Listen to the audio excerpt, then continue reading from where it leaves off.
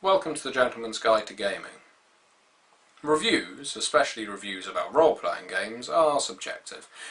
A game I might say is fantastic, the next guy along might say it's awful. I might say a campaign setting is crap, and the next reviewer might say it's the best world to put a game into. I think the World of Darkness is absolutely fantastic, and because of that I find that other games that tend to deal with such dark subject matter as vampire, and in fact films that deal with that sort of thing, tend to leave me feeling slightly cold. I don't like Twilight for obvious reasons, and I don't like the Vampire Diaries. I don't like a lot of things that basically contradict my World of Darkness, the way I picture these mythological creatures that stalk the night. And for that reason, when I was asked by Ian Warner on the UK Role Players Forum to review the game he had written and published, Wizkid The Cheapening, I was slightly dubious. Clearly it's a mockery of the World of Darkness, I thought to myself, specifically Mage. Mage isn't one of my favourite games, but still it's treading on dangerous ground with me, seeing as I'm a bit of a fanboy when it comes to White Wolf. You know, I can't say I'm totally unbiased with my games, but the fact is the reason I like them is because they're always very well written. Let's forget the Gypsies books and some of the old World of Darkness things, and Street Fighter, the role-playing game, but anyway. They're all well written, and yeah, they have high production values, got no problems with the World of Darkness in the slightest. I think they are a great role-playing setting. So Wizkid The Cheapening, what the hell is this that's being offered to me? I was offered a free PDF, but I turned it down. I said no, I will pay for a copy, I will pay for every other book that I review. So I downloaded a PDF from DriveThruRPG of Wizkid, and I read through it. It took me a while, it takes me a while to read through PDFs, but I did it. I read through it from beginning to end, and, well, what do you think my thoughts on a game that's a pastiche on the World of Darkness would be? I absolutely loved it. Wizkid is a very fun game. It's funny, it's playable, it's simple, there's depth, there's room for development. But in order to get to why the game is that good, I will of course go through the usual review format. Wizkid is a role-playing game set in the Shadow World. The Shadow World is a campaign setting set up basically by the people of Postmortem Studios, James Desborough and Ian Warner in this case, and it hosts games such as Chav the Knifing. You'll know what that's about if you're from the UK. It has Wizkid The Cheapening, and of course it also has Bloodsucker The Angst, its biggest seller. So clearly it's a game that pokes fun at White Wolf's World of Darkness in a lot of ways, but it also pokes fun at British culture. This is where Wizkid comes in. Wizkid basically isn't as much of a pastiche of Mage as it is a pastiche of Harry Potter, which I believe is a fairly big British institution in a lot of ways. It goes through the entire boarding school, public school, upper class or upper middle class toffs going to a school in which they all go rah rah rah and wear all their blazers and do all that bollocks that you do at public school, you know. Become the crumpet rack for the school prefect or the school bully or whatever. But yeah, I think Harry Potter is a very British thing. You couldn't have released it set in America and it wouldn't have done nearly as well. So Wizkid, being a mockery of Harry Potter, in my opinion, is a perfect addition to this mockery of the World of Darkness. It basically makes the sort of Harry Potter universe both funny and dark at the same time. It has all the sort of Harry Potter tropes. It has the school houses, it has the magic, it has all the public school system, but it also has lashings of ginger beer and rah rah rah, we're going to smash the oiks. That sort of comic strip and young ones humour that you'll be familiar with if you're familiar with some of the decent British comedy you can get a hold of.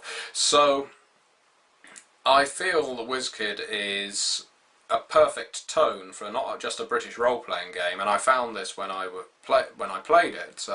Gave it a little play test so that I could review it with a few friends, and we found it great fun to play. Not just because you could poke fun at Harry Potter, because whether you love it or you loathe it, this game is the closest thing you will get to an official Harry Potter role-playing game at this very moment in time.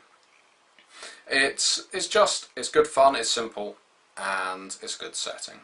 So that's the setting. Essentially, you play a character who is imbued with magical abilities, presumably at a young age. You join one of the popular houses of, well, either schoolhouses, although they supposedly go on into adult life as well. Just as in Harry Potter, really, as we all know, the Malfoys stay as Slytherins, and so on and so forth. So you have your houses, you have your Machiavellian politics between them, but you also have your fantasy creatures to combat. We'll get onto that later. The rule system of this game is the Express system. The Express system is used in all Shadow World games, and it is simply this. You roll a number of d6s equivalent to your statistic in order to defeat a certain difficulty, generally between 2 and 6, based on your skill in question, so let's say athletics, and you can re-roll successes. The number of successes you get at the end is how well you do. It's a really simple system. It's not rocket science. It's, to be honest, not revolutionary either. It's just a really simple role-playing game system, and I find it works very well. So that's the system, and to be honest, the rest of the system in this game is incredibly simple as well.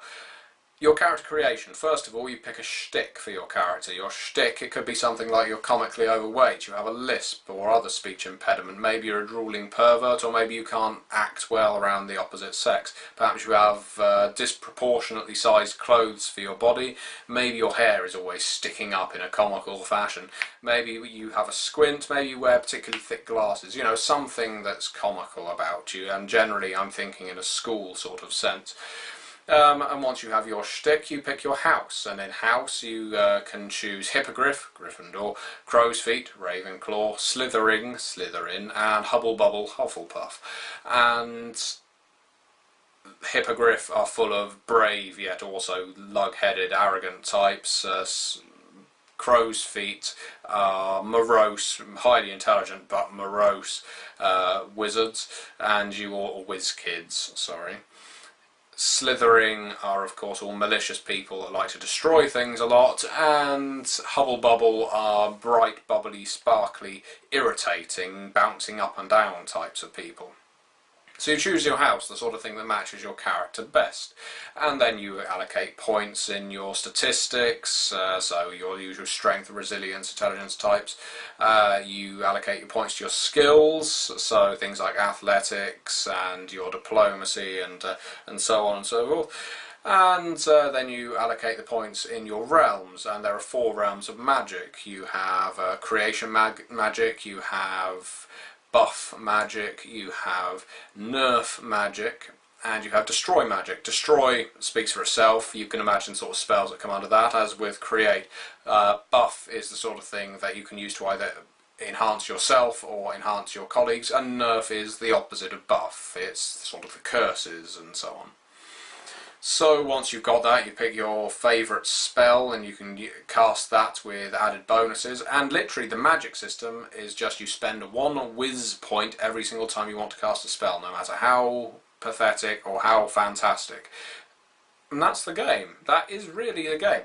The book itself contains so much setting material, but not just that. It contains fantastic tables for if your magic goes wrong, a feedback table where if you botch, essentially you can summon Cthulhu, you can hemorrhage from every orifice, the team from Stargate could show up, Doctor Who could show up, or sorry, they will refer to them as the Doctor we cannot name due to licensing reasons, or a team will arrive through a gate that we cannot name for licensing reasons. There could be a very confused orc that shows up at the time. So, you know, if you botch, in typical Post-Mortem Studios role-playing game fashion, a critical hit is generally fairly critical. But it also gives excellent setting filler, like, for instance, requirements for this game, not just the dice and pencils. Oh no, you need a voluminous cape, a school uniform and ginger beer, as well as the normal dice and pencils. And the game is particularly fun to read because not only is it written in the style, not like a World of Darkness game, which is often written as if being told to you from someone in the World of Darkness. It's being written by a GM as if he's telling his players, look, this is the game and this is how you've got to play it. And it's quite a good approach. It's, I wouldn't use the word intimate, but it's knowing, it's funny, it's chummy, and I think that works in this particular instance. So for instance, in just in the way things are funny, this may not sound funny, but every single time the word magic pops up, you've got K in brackets at the end of it, just in case you want to spell it differently. The entire setting itself, and let's say House Hippogriff, the vast popularity of House Hippogriff is apparently due to a female author who shall remain nameless, having left the Wizkid Society and written several successful novels about a hero who came from House Hippogriff, and changed some names, so Voldemort became Boulderwort, Harry became Larry, and so now everyone who joins the schools, these sort of hoary old boarding schools, ends up wanting to join House Hippogriff, and no one wants to join House Slytherin. Not only that, but this is the best part where, in my opinion, it actually pokes fun at the World of Darkness. If you're familiar with the old World of Darkness books, you will know that they used to throw quotes in any given place, absolutely anywhere, at the beginning of a paragraph where a quote was in not the least bit relevant. And so they do the exact same thing in this game as well. And I've actually made a bit of a top 3, and I've written, no, top 5 even, and I've written them down here. Under the, and this is another part I need to touch on, you also have merits and flaws, as you do in all World of Darkness games, and some of the merits include things like Bookworm, Broom of Doom, Closet Ninja, Cool Parents, Drink Like a Fish, Fanfic Master, Gaydar, Gnarly Wand, War Paint, and flaws can include Buzzin' on E, Damaged Wand, Diminutive, Dits, Fashion-dictated sexuality, furry, ganja-induced laziness, hippie crap, paisley, if you're in a House Hippogriff, or really lame parents, or polyhedral sunglasses, which I particularly want. But back to the quotes. They decide to stick quotes in absolutely any place they can in this book, and some of them are really quite clever. So, for instance, under the flaws section, at number 5, my top 5, number 5, flaws. Right, let's stock up on some flaws that aren't really a hindrance. How many people have played roleplayers like that? Under merits. Merits of sissies. Flaws, on the other hand. And again, people, I've played with plenty of people like that. Under the armour section, there's a quote from the Dudes of Legend role-playing game by White Wolf. You gain +1 armour for bearing your chest. Which I think is a superb idea for a role-playing game. Under the religion section, at number 2, it's a bit embarrassing in this day and age, but there are still a few religions kicking around doing what they do best, fucking everything up. John Hurt there. And finally, under the magic section, this is my favourite quote in the entire role-playing game. If you're not familiar with it, look it up. Tommy Cooper, Spoon Jar Jar Spoon. So, how do you generate your magic points, I hear you ask? Well, it's easy enough to cast your magic, you just spend a whiz point. But how do you get these whiz points, I hear you ask? Well, you've got to do them by doing things like reading Teen Wizard Witch novels for inspiration, writing a Teen Wizard fanfic, sacrificing a small creature, visiting a site of supernatural significance, drinking a small bottle of energy drink or ginger beer, achieving a good orgasm, which we'll get onto in a second, and gain 1 point for a sugar high, gain 1 point for a good night's rest. Speaking of orgasm, Shadow World is particularly fond of the Nookie skill, and the Nookie skill isn't something you find in many role-playing games. Nookie, of course, if you're not familiar with it or not British and not familiar with the Carry On films, is jiggery-pokery. Bit of the old in-out, in-out. It's sex, basically. Nookie is sex. And you have a skill for Nookie, and you can use it in conjunction with other statistics. And it plays quite a vital role, because as anyone who's been at boarding school will know, there's unfortunately a fair amount of Nookie going on, and it's not always pleasant. But in Harry Potter, obviously they are seen as children's books, there would be a lot more sex going on in Hogwarts than is ever actually written about. And this book does actually cover it quite well. I will, for instance, read the the statistic example for dexterity. "Ooh, ooh, you naughty girl," cried Don. Heidi looked up from her kneeling position and smiled at him. Well, as much as she could with her mouth full. Don smiled back and held her face. They paused for a sweet tender moment before Heidi resumed her task with even greater enthusiasm. "Dexterity represents your fine motor control, how good you are at performing fiddly and precise tasks with your hands, putting together components and placing things with accuracy. Dexterity relates to tasks such as shooting, picking locks, or putting together technical items."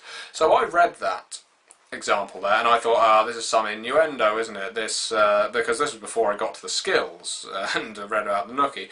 So I thought, no, it's going to say this example is Heidi is trying to fix the zipper on Don's trouser. Example: Heidi is giving Don a blowjob. She rolls her dexterity via Nookie to represent the success of her technique. So yes, you have this sort of thing throughout the entire book, and it's quite good. It's actually quite funny and evocative, and I do commend them for it.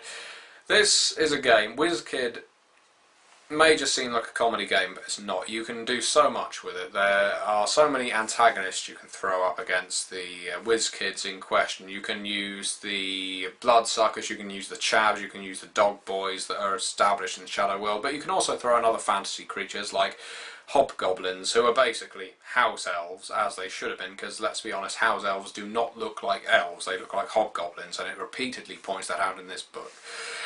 You could throw them against other fancy creatures, and as it points out, in the Shadow World, dwarf women have beards. Why? Because it's a cheap laugh.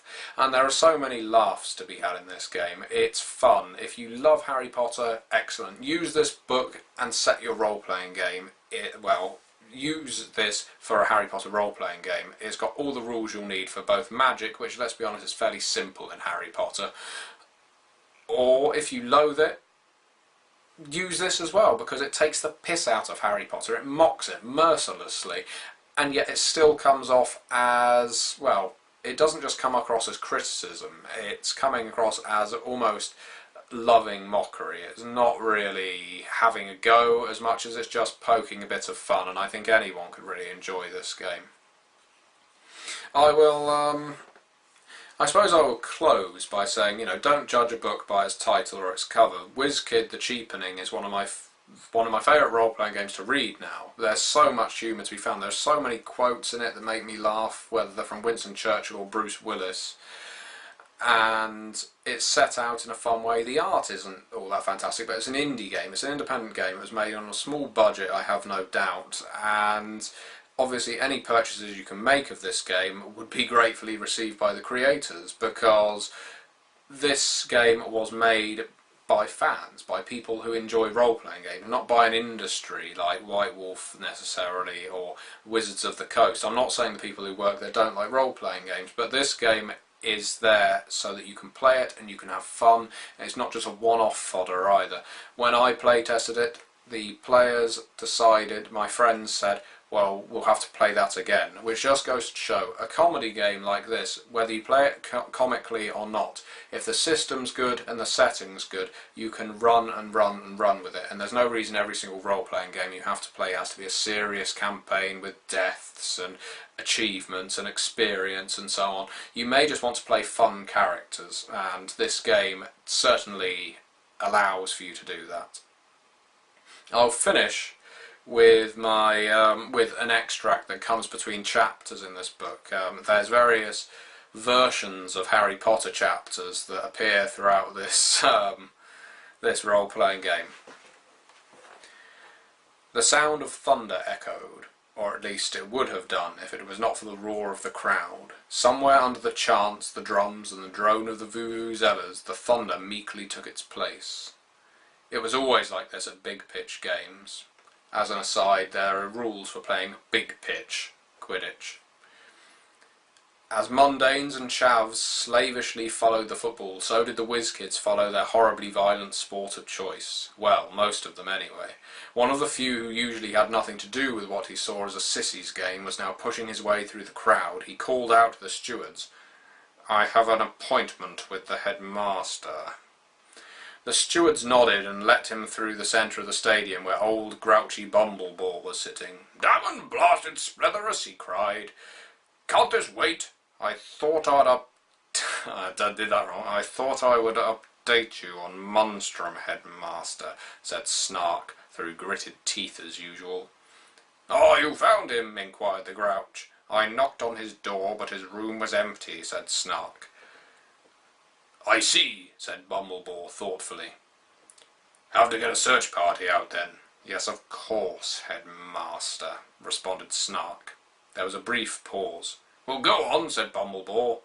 "Fuck off and get started then, there's a good chap." "Yes, headmaster," said Snark. He turned and made his way through the crowd to the exit as the vuvuzelas droned on. And with that being the case, I do suggest you download this game. You don't, even if you're not to buy a print copy, download a copy of this game. It's not expensive on Drive-Thru RPG, and there are far worse games out there. This game really is good fun to read, and it's excellent fun to play. Role-playing game reviews may well be subjective or objective, or whatever word you want to use, but I can say, as someone who's done more than my fair share of reviews now, that this is a good game with a good system and a good setting. It's brilliant. So buy it, read it, and play it. Thank you very much for watching.